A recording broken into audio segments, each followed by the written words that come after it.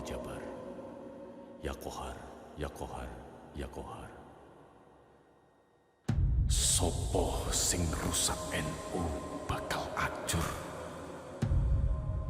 Sopo sing gelem hikmat marang NU bakal mulya.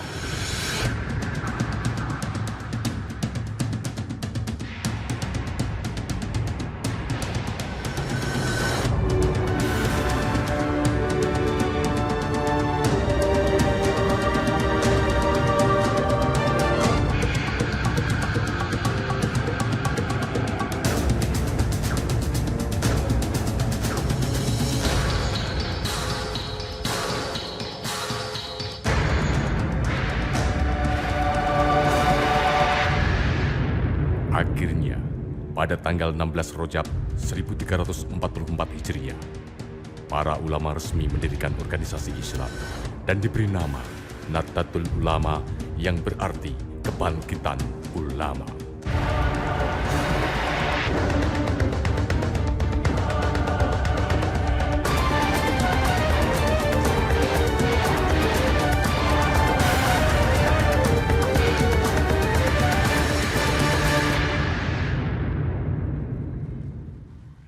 Setelah NU berdiri, Mbah Wahab kembali menemui Raja Ibnu Saud, memberikan 5 poin kesepakatan Komite Hijaz yang berisi: 1. Meminta kepada Raja Ibnu Saud untuk tetap melakukan kebebasan bermazhab 4. Hanafi, Maliki, Syafi'i, dan Hambali. 2. Memohon tetap diramaikan tempat-tempat bersejarah, karena tempat tersebut diwakafkan untuk masjid seperti tempat kelahiran Siti Fatimah, bangunan Kaizuran, dan lain-lain. 3. Mohon disebarluaskan ke seluruh dunia Islam setiap tahun sebelum jatuhnya musim haji mengenai hal ihwal haji, baik ongkos haji, perjalanan keliling Mekah maupun tentang syekh atau guru. 4. Mohon hendaknya semua hukum yang berlaku di tanah Hijaz ditulis sebagai undang-undang supaya tidak terjadi pelanggaran hanya karena belum dituliskan undang-undang tersebut. 5. Jamiah NU mohon jawaban tertulis yang menjelaskan bahwa utusan sudah menghadap Raja Ibnu Saud dan sudah pula menyampaikan usul-usul NU tersebut. Akhirnya, 5 poin kesepakatan dari Komite Hijaz diterima oleh Raja Ibnu Saud.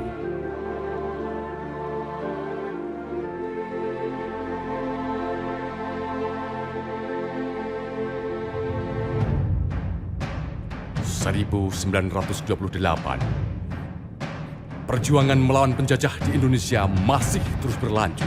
Penjajah belum dikalahkan karena belum adanya persatuan. Akhirnya, para tokoh berkumpul mengadakan ikrar Sumpah Pemuda untuk menyatukan Indonesia.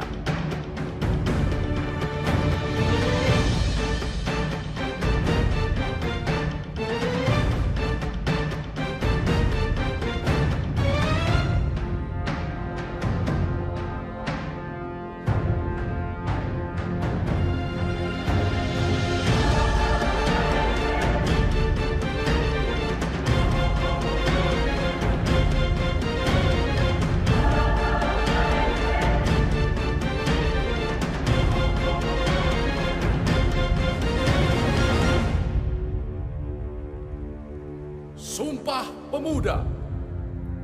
Kami, putra dan putri Indonesia, mengaku bertumpah darah yang satu, tanah air Indonesia. Kami, putra dan putri Indonesia, mengaku berbangsa yang satu, bangsa Indonesia. Kami, putra dan putri Indonesia, menjunjung bahasa persatuan, bahasa Indonesia.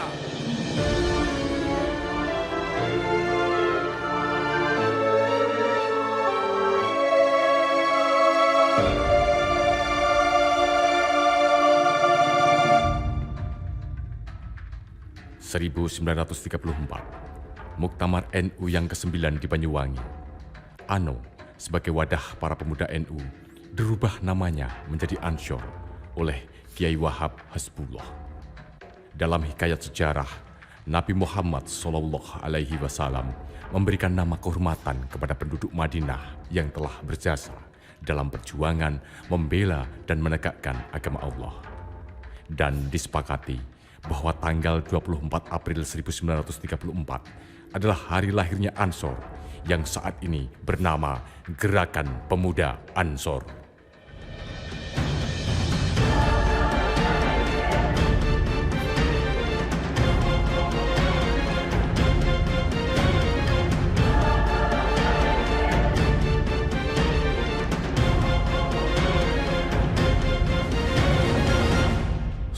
1945, Pegangsaan Timur 56, Soekarno-Hatta membacakan teks proklamasi kemerdekaan Indonesia, sebuah tonggak kedaulatan berdirinya Republik Indonesia. Proklamasi. Kami, bangsa Indonesia, dengan ini menyatakan kemerdekaan Indonesia. Hal-hal yang mengenai pemindahan kekuasaan dan lain-lain diselenggarakan dengan cara saksama dan dalam tempo yang sesingkat-singkatnya. Jakarta, 17 Agustus 1945, atas nama bangsa Indonesia, Soekarno-Hatta.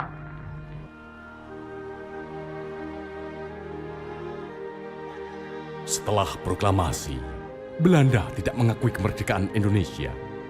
Mereka semakin memboikot dan memonopoli perdagangan. Rakyat Indonesia semakin menderita.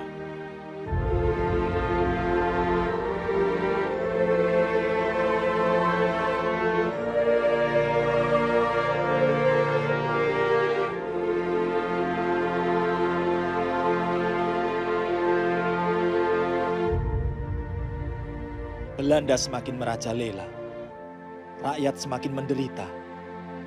Saran saya pun, mintalah fatwa kepada Kiai Hashim. Baik, Jenderal. Saya setuju.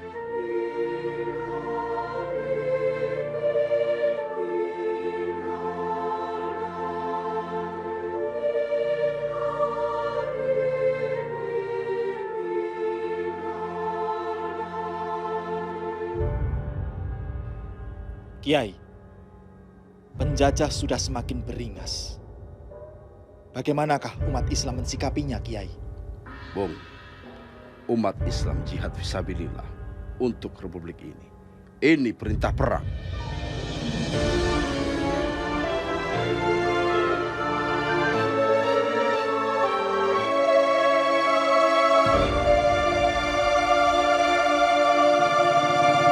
Setelah kepulangan Bung Karno, Kiai Hasyim Asy'ari mengumpulkan para santri dan mengeluarkan fatwa resolusi jihad. Kemerdekaan Indonesia yang diproklamasikan pada 17 Agustus wajib dipertahankan. Republik Indonesia sebagai satu-satunya pemerintahan yang sah harus dijaga dan ditolong. Musuh Republik Indonesia yaitu Belanda yang kembali ke Indonesia dengan bantuan sekutu Inggris pasti akan menggunakan cara-cara politik dan militer untuk menjajah kembali Indonesia. Umat Islam terutama anggota NU harus mengangkat senjata melawan penjajah Belanda dan sekutunya yang ingin menjajah Indonesia kembali. Kewajiban ini merupakan perang suci, jihad, dan merupakan kewajiban bagi setiap muslim yang tinggal dalam radius 94 km. Sedangkan mereka yang tinggal di luar radius tersebut harus membantu dalam bentuk material terhadap mereka yang berjuang.